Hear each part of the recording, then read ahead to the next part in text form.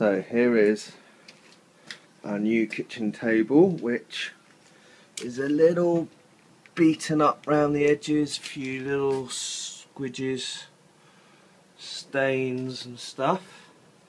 And the plan is, it's an oak table. It's got these two bits that come out. We've got some legs here as well. Like that. And the top of it, if we can see here, like that.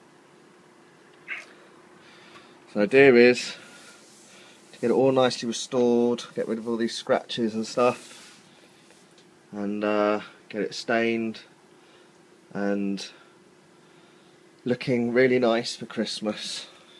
So the first thing is to get the whole thing sanded down.